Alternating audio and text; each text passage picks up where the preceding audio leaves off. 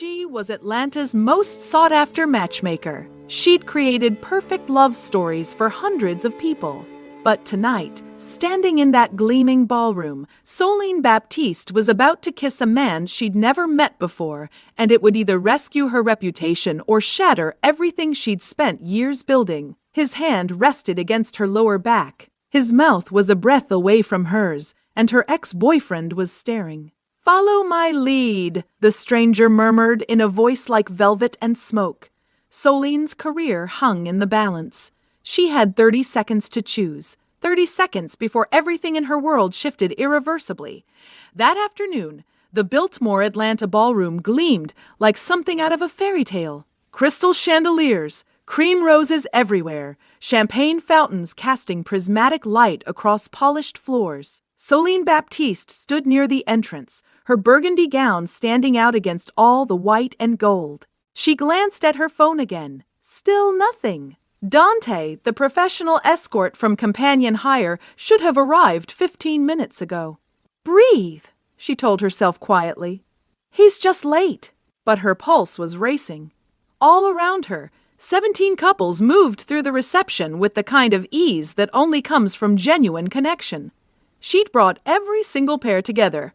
Marcus and Vanessa Chen were sharing their first dance as husband and wife, holding each other like they'd never let go. Soline had built an empire on creating these moments, yet she couldn't seem to create one for herself. "Soline Baptiste," the voice cut through her anxiety like ice. She turned slowly. Tristan Hayes stood before her in an immaculate tuxedo, his expression smug. Her ex-boyfriend, the best man, the entire reason she'd hired a fake date tonight. Tristan, her voice stayed level. "Cool, gorgeous wedding. Where's this boyfriend of yours?" He moved closer, his cologne too strong. "Heard you were bringing someone special tonight." His date, a woman with platinum hair whose name Soline had forgotten, giggled behind him. "He's finding parking," Soline said without missing a beat. "Downtown traffic, you know how it is." "Right." Tristan's laugh carried across the room. "Come on, Solane. We both know you showed up alone. Again." Heat spread across her cheeks. People were starting to notice. Marcus Chen caught her eye from the dance floor, concern written on his face. Her phone vibrated. She looked down and her stomach dropped. Dante from Companion Hire. Severe food poisoning.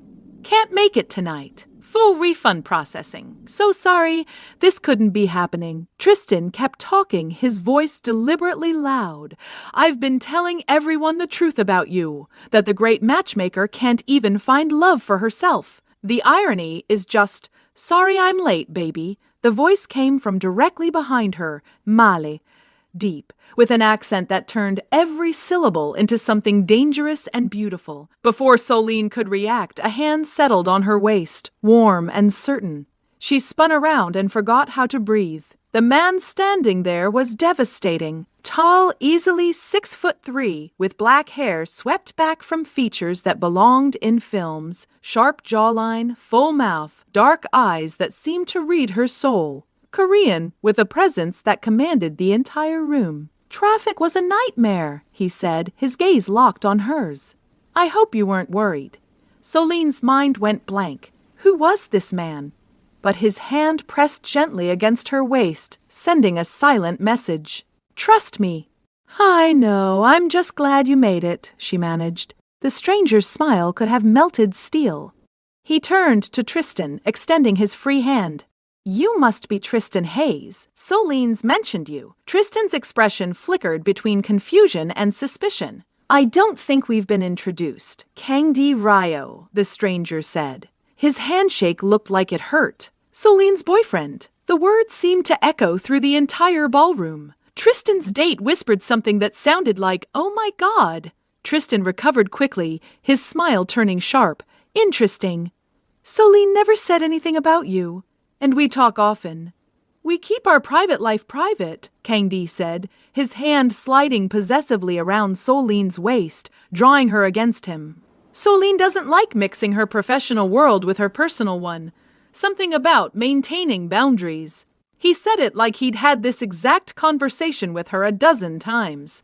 Soline's heart was hammering so hard she was sure everyone could hear it. "How long have you two been together?" Tristan demanded. 7 months, Kang Di answered immediately. "Though honestly, it feels like longer. You know how it is when you meet the right person. Time becomes irrelevant."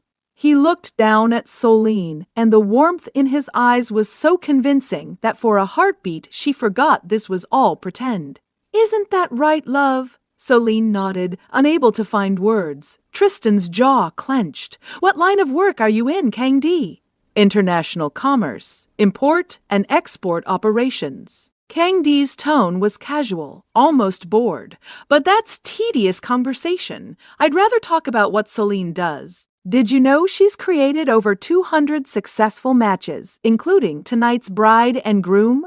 He pitched his voice loud enough for nearby guests to hear. Several people turned, smiling. "She's remarkable," Kang Di continued, his thumb drawing slow circles against Soline's hip. "Beautiful, brilliant. The kind of woman who transforms lives just by walking into a room."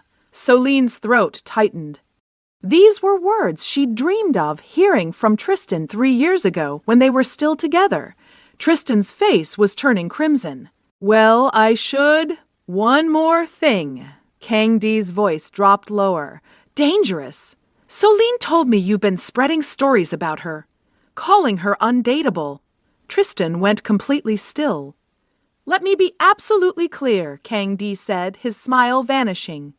"The only person who failed to see Soline's value was you, and that reveals everything about your character and nothing about hers." The silence that followed was sharp as broken glass. Then Kang Di turned away, dismissing Tristan like he didn't exist. "Would you like to dance?" he asked Soline softly. She nodded, not trusting herself to speak. Kang Di guided her onto the floor. His hands found her waist, hers settled on his shoulders. They moved together like they'd been doing this for years. "Who are you?" Soline whispered. "Your appointment," Kang Di said simply. "The matchmaking service your assistant used sent me." Soline blinked. I hired someone from Companion Hire." Something shifted in Kang Di's expression. "I don't know what Companion Hire is. My aunt runs a traditional Korean marriage coordination service. She told me I had an appointment tonight with a matchmaker named Soline Baptiste." "Oh God, there's been a mix-up. Clearly," Kang Di's lips curved. "But you looked like you needed assistance. And I didn't appreciate how that man spoke to you." The music swelled around them. Soline knew she should pull away, apologize, explain everything. But Kang Di was looking at her like she was the only person in the entire world. And when the song ended, when they stopped moving, Soline did something completely out of character. She kissed him, rose up on her toes, and pressed her mouth to his. It was meant to be gratitude, a thank you for the rescue, but Kang Di kissed her back, and it wasn't grateful at all. It was claiming. His hand cupped the back of her neck. His lips moved against hers with skill that made her forget where they were. When they finally separated, Soline was dizzy. "Thank you," she breathed. Kang Di's eyes were almost black. "You're very welcome. Before we go any further, can I ask where in the world you're watching from? Drop a comment below because we'd absolutely love to know how far these stories reach. And hit that subscribe button for more incredible stories. I'd really appreciate it. All right, thank you. Let's dive back in." They ended up in Kang Di's car, the most luxurious Mercedes Soline had ever seen. The driver opened the door wordlessly. Soline sank into leather seats that smelled like expensive cologne and mysteries. Kang Di settled beside her, close enough that she could feel his warmth. "Where can I take you?" he asked. "Midtown, Peachtree and 10th. Soline's hands twisted together in her lap. "I need to explain what happened." Kang Di's tone was amused. "My aunt has been attempting to arrange my marriage for 2 years. She operates a very traditional Korean matchmaking service. When she mentioned I had an appointment with Atlanta's premier matchmaker, I assumed she'd orchestrated another introduction." "I'm so sorry," Soline said quickly. "I thought you were from Companion Hire." It's a service where you can hire professional escorts for events like weddings. Clever, Kang Di said, not sounding offended. Though I have to ask, why did you need a fake boyfriend? Soline stared out at Atlanta's skyline glittering in the darkness. Tristan, my ex. He's been telling people I'm undateable. That I can't find love for myself. Tonight was supposed to prove him wrong. By hiring a professional, Kang Di said quietly. By showing up with someone impressive enough that people would stop feeling sorry for me.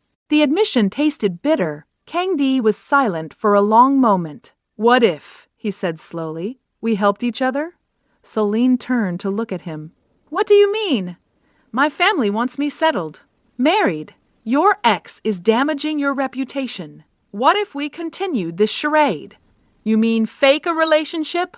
For how long? A few months, Kang Di said. Until my family stops the pressure and your reputation is secure again. Soline laughed, but it sounded shaky. That's insane.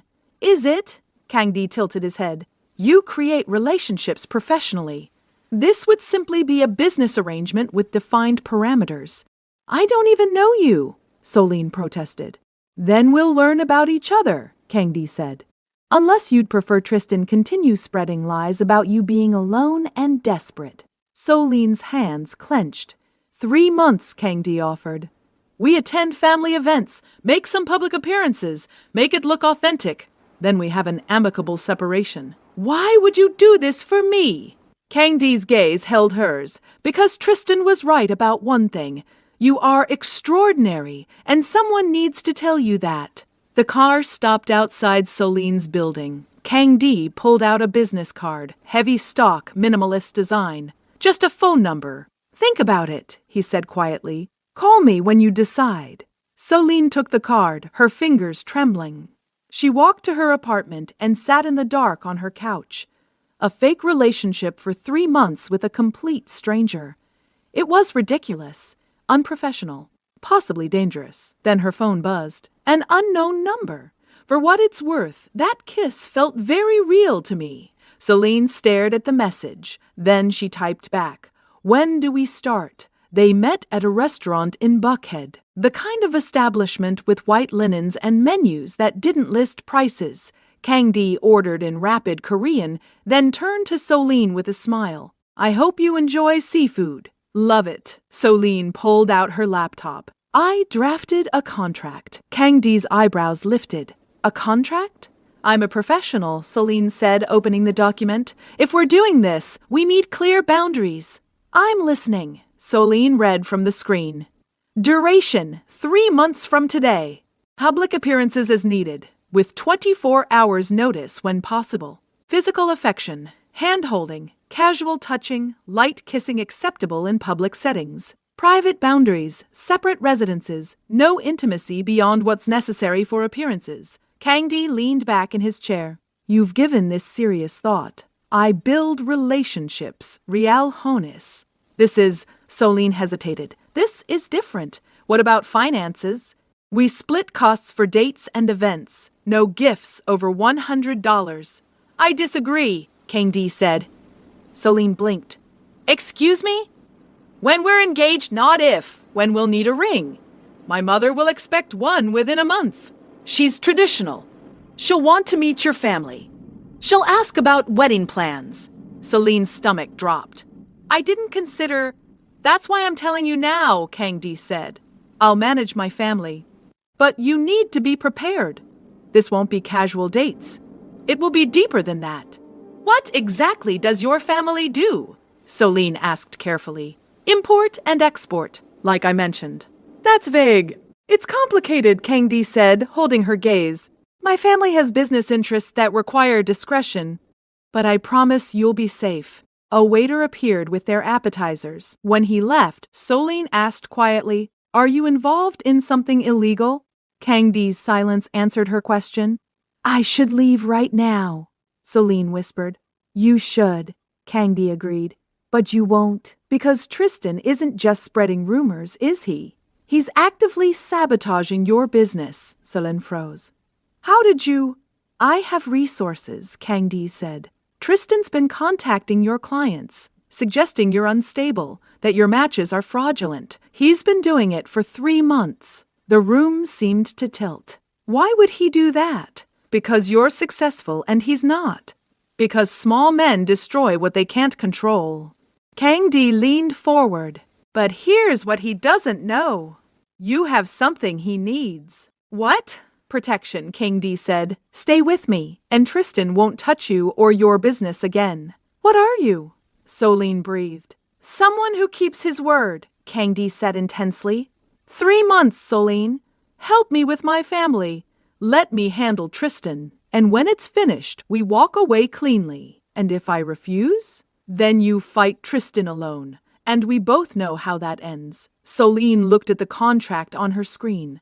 Then she looked at Kang Di, this dangerous, beautiful stranger offering her a devil's bargain. She closed her laptop. Where do I sign? 2 days later, Kang Di's family home was in Brookhaven. A sprawling estate hidden behind iron gates and perfectly manicured gardens. Soline's palms were sweating as they walked up the stone steps. Relax, Kang Di murmured, his hand on her lower back. My mother will adore you. How can you be sure? Because you're brilliant, successful, and you don't let me get away with anything. He smiled. Everything she's been hoping for. The front door opened before they reached it. A woman in her 60s stood in the entrance, elegant in a silk hanbok, her hair perfectly styled, her eyes sharp and assessing.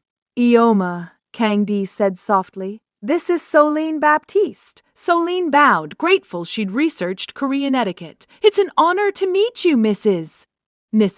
Ryo studied her for what felt like an eternity. Then she smiled. You're lovelier than your photographs. Please, come in. The interior was breathtaking. Traditional Korean artwork mixed with contemporary furniture. Everything expensive and tasteful. They ate dinner at a low table. Bulgogi, kimchi, banchan dishes Soline couldn't name but loved. Mrs. Ryo asked questions in rapid Korean. Kang Di answered patiently. Finally, Mrs. Ryo switched to English. My son tells me you're a matchmaker. Yes, ma'am. I've been running my own business for 5 years. How many successful matches have you made? 207. 15 are here in Atlanta. Soline met her gaze steadily. I believe in creating lasting partnerships, not just attraction. Real compatibility. Mrs. Ryo's expression softened. You understand commitment. I do. Good. Mrs. Ryo set down her chopsticks. My son has never brought a woman to meet me. Not once. Do you understand what that means? Soline's throat tightened. It means he's serious, Mrs. Ryo said, looking at Kang Di with sudden tenderness. Your father would have approved of her. Kang Di's hand found Soline's beneath the table. Squeezed. I know, he said quietly. After dinner, Mrs. Ryo pulled Soline aside in the garden. He's not an easy man to love, she said bluntly. His business is dangerous, complicated, but his heart is good. I know, Soline lied. Do you? Mrs. Ryo's gaze was penetrating. Or are you here because he's handsome and wealthy? Soline considered lying again, but something in Mrs. Ryo's expression stopped her. I'm here, Soline said carefully, because your son makes me feel seen, like I matter, and I haven't felt that in a very long time. It was supposed to be part of the performance, but as the words left her mouth, Soline realized they were true. Mrs. Nasi, mild. Then you're exactly what he needs. 3 weeks into their arrangement, Soline realized she'd made a catastrophic mistake. Not because Kang Di was dangerous, but because she was falling in love with him. It started small. The way he remembered she took her coffee with oat milk and cinnamon. The way he appeared at her office with lunch when she was too buried in work to eat. The way he truly listened when she talked about her dreams, her fears, the things that kept her awake at night. They had rules, separate apartments, no genuine intimacy, business arrangement only. But Kang Di kept breaking them, texting her good morning every day, calling just to hear her voice, showing up at her door with Thai food and a movie because he knew she'd had a difficult day. We need to stop this, Soline said one evening, curled up on his couch watching some action film she wasn't following. Stop what? Kangdi's arm was draped around her shoulders, pretending we're just business partners. Kangdi went still. Soline sat up, looking at him. We had an agreement. 3 months, then we walk away. I know. So why does it feel like you're trying to make this real? Kangdi's jaw clenched. Because I am. The confession hung in the air between them. You can't, Soline whispered. This was supposed to be temporary. Safe. Nothing about you is safe, Kangdi said, his voice rough. You walked into my life by accident and turned my entire world upside down. I can't pretend anymore. Kangdi, he kissed her. Not the performative kisses they'd shared for cameras. This was raw, desperate, real. When they broke apart, Kangdi pressed his forehead against hers. Tell me you don't feel it too. Soline couldn't. Because she did. God help her, she did. Tristan appeared at Kangdi's office on a Tuesday afternoon. Kangdi was in a meeting when his assistant buzzed through. Sir, there's a Tristan Hayes here to see you. No appointment. Kangdi's blood ran cold. Send him in. Tristan walked in like he owned the building. Expensive suit, rehearsed smile, the kind of confidence that came from never facing consequences. Mr. Rio. Tristan extended his hand. Thanks for making time for me. Kangdi didn't shake it. What do you want? I think we started off poorly at the wedding, Tristan said, sitting without invitation. I wanted to apologize. I don't accept. Tristan's smile tightened. I also wanted to discuss business. I heard you're looking for legitimate investment opportunities. Heiau Estate. I have several properties that might interest you. I know exactly which properties you have, Kangdi said, his voice like ice. And I know how you acquired them. Tristan went pale. You've been laundering money through fake wedding vendor accounts for 3 years, Kangdi continued, using Soline's clients. Her business, her reputation. I don't know what You owe my organization $2 million, Kangdi said, leaning back in his chair. Money you stole. Money you thought no one would notice because you buried it in wedding deposits and vendor payments. Tristan's hands were shaking. I can explain. I don't want explanations. I want my money. I don't have it. I'm aware, Kangdi said coldly. Which is why I'm giving you 30 days. Sell your properties. Liquidate your assets. Or I go to the FBI with complete documentation of your money laundering operation. Tristan shot to his feet. You're bluffing. Am I? Kangdi pulled out his phone, opened a file, slid it across the desk. Tristan looked at the screen and lost all color. Bank records, transaction logs, everything. 30 days, Kangdi repeated. And Tristan, if you ever speak to Soline again, if you even look in her direction, I'll make sure you don't just lose your money.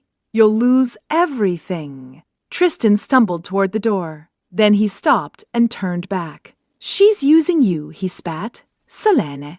This whole engagement is fake. She hired an actor to play her boyfriend. Did she tell you that? Kangdi's expression didn't change. I know. What? I was the actor she hired. The one who showed up at the wedding, Kangdi said, standing slowly. And yes, it began as a performance. But you know what the difference is between you and me, Tristan? Tristan said nothing. I saw Soline's value, Kangdi said, walking around the desk until he stood inches from Tristan. And you never did. Now get out of my building. Tristan left, but Kangdi could see it in his eyes. This wasn't finished. The blog post went live 3 days later. Atlanta matchmaker's engagement exposed as fraud, it read. Sources confirm Soline Baptiste hired professional escort to play boyfriend at recent society wedding. Questions raised about business practices and credibility. Soline saw it during her morning coffee. Her phone started ringing immediately. Clients? Colleagues? Friends asking if it was true. By noon, 3 couples had canceled their matchmaking contracts. By 5 p.m., a reporter was stationed outside her office. Soline sat at her desk watching her entire career collapse around her. Her phone buzzed. Kangdi. Where are you? My office. Don't come here. The press is outside. I'm already in the lobby. Soline's heart lurched. She looked out the window and saw him emerging from a black car, walking toward the building entrance with the kind of authority that made crowds part. Reporters swarmed him immediately. Mr. Rayo, is it true your engagement to Soline Baptiste is fake? Did you know she hired an escort? Is this a publicity stunt? Kang Di stopped, turned to face the cameras. I have a statement, he said clearly. No, no, no, Soline breathed. She ran for the stairs, flying down 3 flights, bursting through the lobby doors just as Kang Di began speaking. Soline Baptiste hired what she believed was a professional escort for a wedding, Kang Di said to the assembled reporters. She didn't know the service had made an error. She didn't know the man who appeared me wasn't actually from the escort company.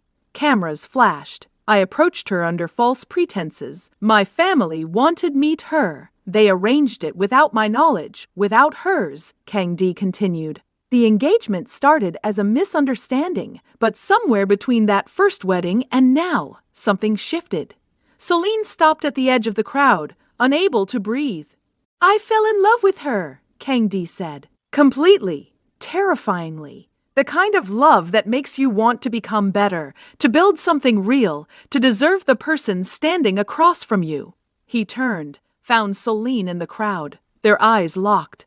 I've built an empire on control and calculated risk, Kang Di said, still looking at her. But loving Soline, that's the most uncontrolled thing I've ever done. Soline's vision blurred with tears. She teaches people that authentic love requires honesty, vulnerability, choosing someone every single day, Kang Di said softly. Soline Baptiste, I choose you. Not because of any arrangement, not because my family wants it, because I can't imagine my life without you. He pulled a small box from his pocket, opened it. A diamond caught the afternoon light, a single stone, simple and perfect. No contract this time, Kang Di said. No terms, no arrangement.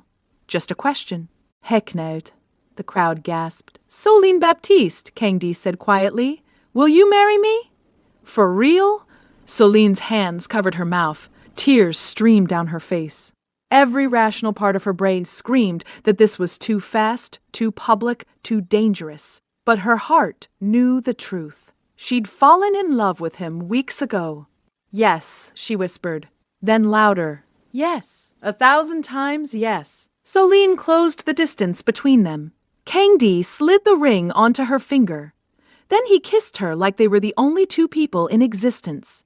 The crowd erupted in applause. Cameras flashed, and Soline realized that sometimes the best love stories begin with a lie. The FBI arrested Tristan Hayes 2 days later. Kang Di had been cooperating with federal authorities for months, providing evidence, documentation, testimony. Tristan wasn't just laundering money through wedding vendors. He was running an entire criminal enterprise, and Kang Di had given the FBI everything they needed to dismantle it. Why didn't you tell me? Soline asked that night, curled up on Kang Di's couch. Because I needed you safe, Kang Di said, his fingers tracing patterns on her arm. If Tristan had known I was working with the authorities, he might have targeted you. You protected me. I'll always protect you, Kang Di said, kissing her forehead. Even when you don't know you need protecting. Soline's business recovered gradually. Some clients returned, apologizing for doubting her. New clients called, wanting the matchmaker whose own love story had gone viral. And through everything, Kang Di was there, supporting her, believing in her, loving her with an intensity that still took her breath away. Some love stories are planned. Some are carefully matched. Some are meticulously constructed. And some show up at the wrong wedding at exactly the right time and change everything. This is the story of a matchmaker who hired a fake boyfriend and discovered her real soulmate. Thank you for watching until the end. If this story moved you, inspired you, or took you somewhere unexpected, don't leave without hitting the like button. Subscribe if you haven't already, and turn on your notifications. You don't want to miss what's coming next. Make sure to drop a comment letting us know where in the world you're watching from. We're building a global community of story lovers here, and your voice matters. See you in the next one.